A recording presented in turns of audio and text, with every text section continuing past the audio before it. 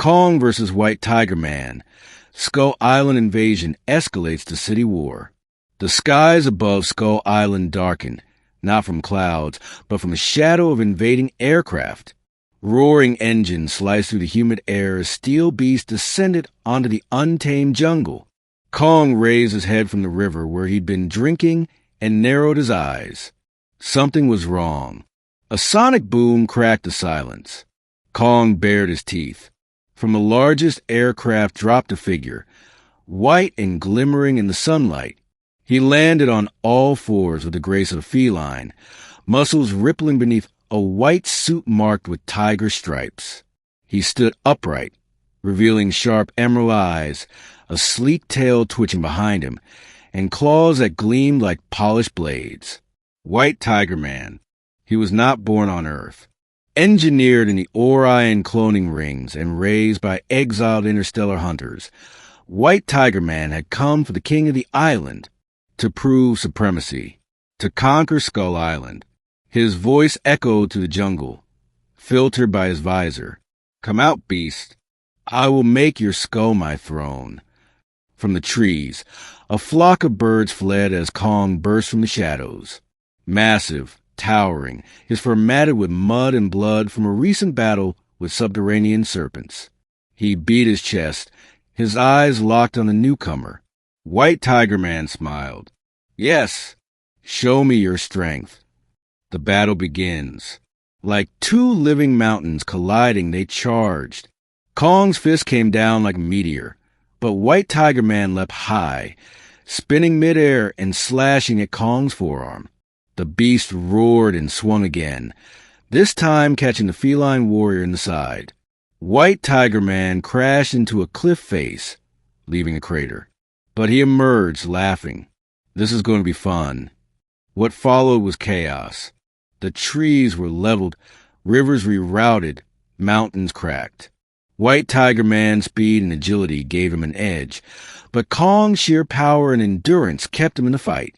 But the real problem wasn't just a battle. It was what came next. Skull Island burns.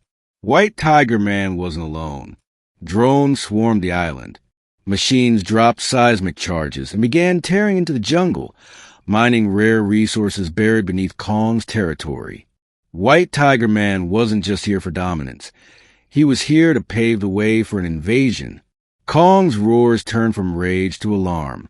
He turned from a fight, smashing drones, trying to protect the land that was his home. But White Tiger Man pounced onto his back, plunging twin plasma claws into Kong's shoulders. The great beast staggered. "You protect this place like a fool," hissed White Tiger Man in his ear. "It will all be mine." With a furious backhand, Kong flung him into the remains of a crashed ship. Kong was wounded, but not broken. He let out a roar that cracked the sky, and every creature on the island heard it. And then Kong turned and leapt into the sea. To the mainland. A week later, across the Pacific, chaos hit San Francisco. White Tiger Man's army of biomech soldiers had arrived through a portal disguised in the ruins of an old tech corporation. With Skull Island marked for stripping, they now moved onto the cities of Earth. Their goal was total control of land, of energy, of people.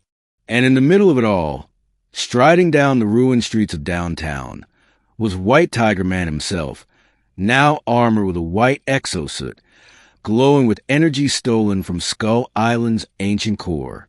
The city trembled, but the ocean trembled more. From the bay, waters churned violently. Ships capsized, alarms blared. And then Kong rose from the depths, taller than before, armored in volcanic rock, and steel remnants fused from Skull Island's heart. His eyes burned with vengeance. San Francisco would not fall without its protector. White Tiger Man turned. "You followed me." Kong bellowed and charged. City war. Bridges collapsed as Kong swung a shipping container like a bat, striking down war drones and smashing tiger mechs into scrap. White Tiger Man danced through the destruction, launching plasma bolts and slashing through buildings to get to his enemy. They met in the heart of the city.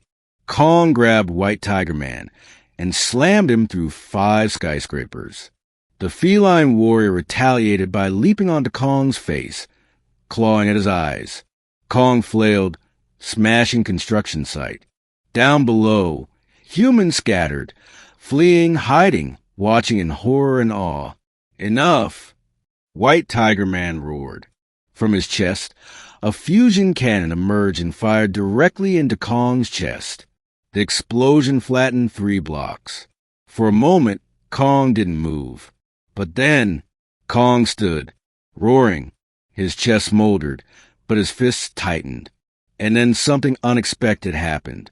The people joined in. Military helicopters arrived, but this time they didn't target Kong. They knew who the enemy was. Fighters strafed White Tiger Man's forces, distracting them. Civilians used EMP grenades, makeshift weapons, anything they could find to hold off the tiger mechs. A boy threw a rock at White Tiger Man. It hit his shoulder harmlessly, but Kong saw it. It meant something. Kong slammed both fists into ground, causing a shockwave that knocked White Tiger Man off balance. Then Kong charged, faster than he'd ever moved. The final blow. White Tiger Man activated his final weapon, an energy blade the size of a bus, humming with atomic power. He lunged. Kong grabbed a fallen crane, twisted it into a makeshift spear, and met the charge. Steel met plasma. With a deafening blast, the spear drove into White Tiger Man's chest. Time seemed to freeze. Kong grabbed him by the tail, swung him in a full circle, and hurled him into the bay. The alien armor sparked. His body floated. Kong roared in victory. Aftermath. San Francisco lay in ruins, but not conquered. People gathered, surrounding the giant who had saved them. Kong looked down at the tiny beings. One child stepped forward and held up a stuffed gorilla. Kong crouched, and gently, he reached out one finger to tap the toy. It was a gesture of peace and understanding. Kong turned, limping back toward the sea. White Tiger Man, not dead. In the bay, a capsule sealed around White Tiger Man's body. His eyes opened, glowing red. He was not finished, but he would remember the power of Earth's guardian. Kong had won the battle, but the war for Earth had only begun.